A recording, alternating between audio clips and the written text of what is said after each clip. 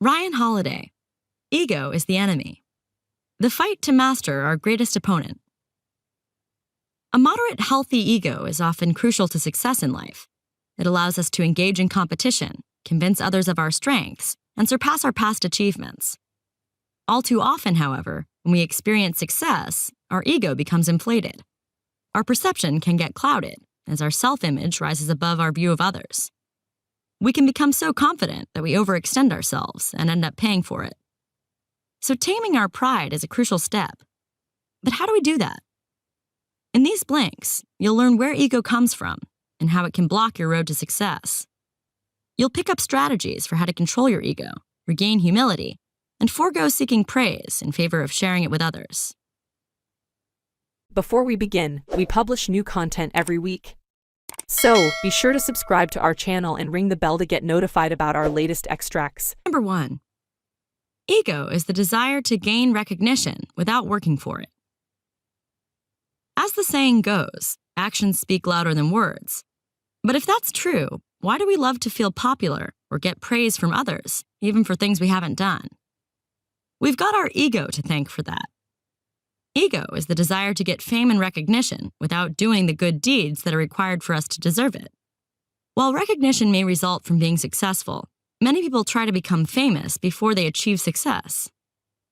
Consider the story of former U.S. President Ulysses S. Grant, once a well-known general in the U.S. Army. After the American Civil War, he ran for president and won. But while Grant may have been popular in the Army, he didn't have much experience in the political sphere. His desire to win the highest political office, despite his lack of experience, makes Grant the perfect example of an egoist. Unlike ego, ambition is based on a solid foundation of real achievements. Take the example of William Tecumseh Sherman, a general serving in the military alongside Grant. Sherman was also successful in his post, but unlike Grant, he wasn't an egoist. As the 1868 presidential election drew near, Grant and other egoist military leaders were determined to use their reputations to push into politics and compete for the role of president. Sherman, on the other hand, was ambitious. While egoists chase after fame, ambitious people are driven by the will to excel in their field, regardless of whether they are congratulated and celebrated for their successes. It became clear that Sherman simply wasn't interested in becoming president. He preferred to keep working hard in his field of expertise, military leadership. He was determined to be successful without focusing on gaining recognition for it. And he also knew that success in one field didn't necessarily mean it could be transferred over to others. Number 2. Rein in your ego by reminding yourself that there's always more to learn. Ancient Greek philosopher Epictetus once said, "It's impossible to learn that which one thinks one already knows." This again relates to our ego. Our ego tells us that we're too clever to learn anything new. And while this assumption is a stubborn one, we can overcome it if we learn to humble ourselves. One way we can control our ego is by thinking of ourselves as students that never stop learning. Even if you're incredibly good at what you do, your ego can get the better of you all too easily.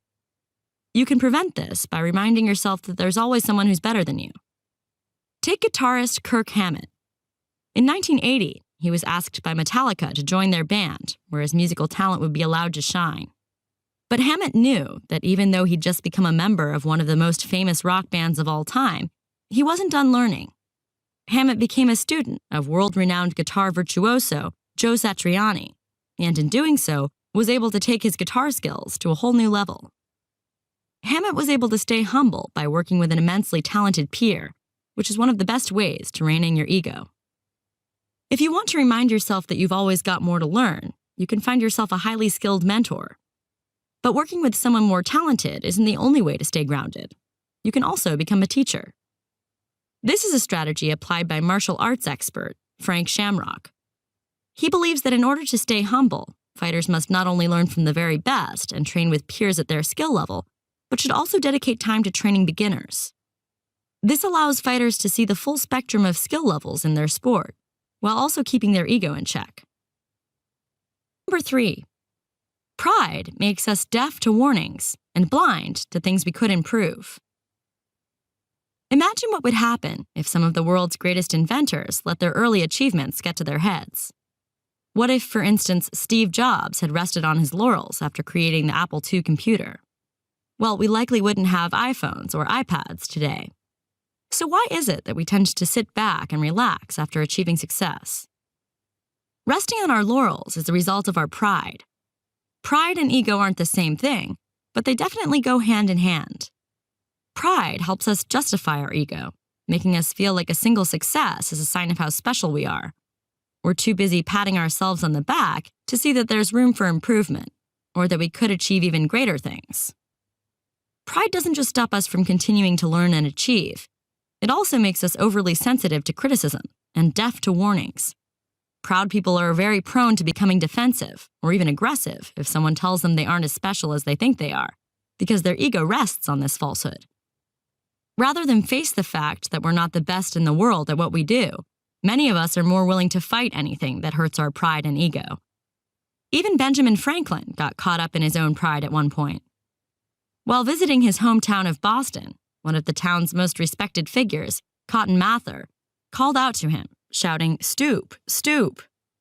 Franklin seemed to think he was above this gesture and ignored him, which was a foolish move. He walked straight into a low door frame, knocking his head painfully. If we want to see past the blinkers of pride, we should consider, in every situation, how someone more humble would perceive things. Number 4. Keep your ego in check by learning to delegate tasks and trust your team. Do you have trouble trusting teammates or coworkers?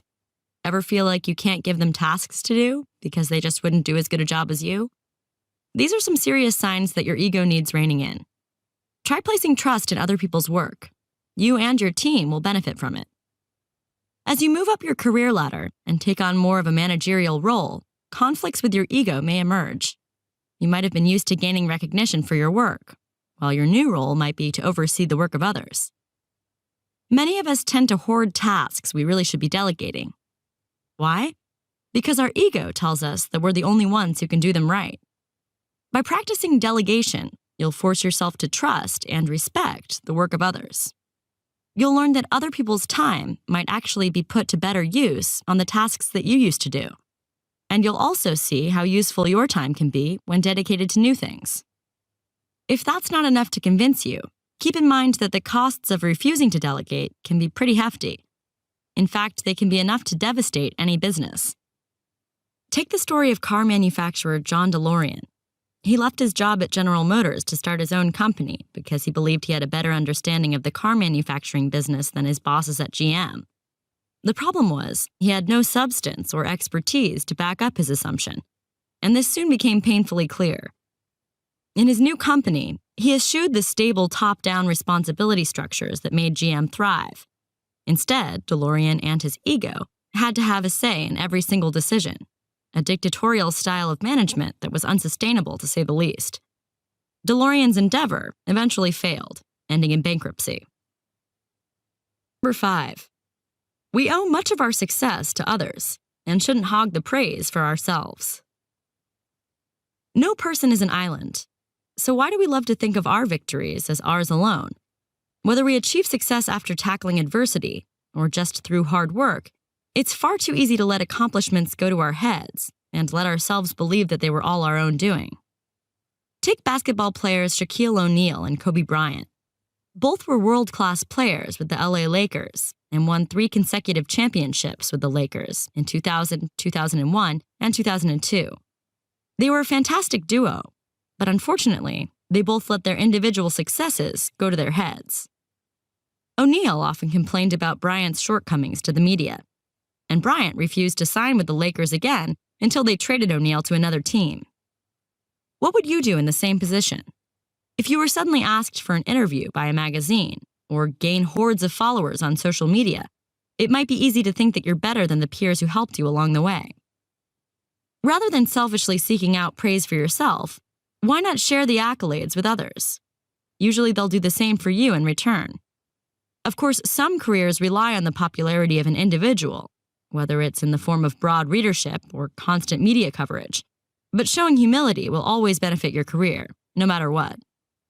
From the accountants who gave you the numbers for that winning presentation to the designer who made those striking infographics, Thanking those who help you along the way will strengthen your own position. Your team will enjoy working with you and will perform better, and you'll continue attracting new coworkers too. Number 6. When you do your best and things don't work out, find out why so you can do better next time. If one of your great ideas gets rejected, or you don't get the job you applied for, it's natural to feel frustrated. After all, our egos tell us that we're entitled to receive rewards. But the world doesn't always work in accordance with our plans. Sometimes we don't get a promotion or close a sure deal, even though we did our best. So how do we confront this? Rather than feeling disappointed, we can start by acknowledging the work we've done and recognize that we can't always control the outcome of that work or people's opinions of us. An unexpected result should be welcomed as an opportunity to honestly reflect on our performance. And on the other side, we should remember that lucky breaks are not the same as success that comes from hard work.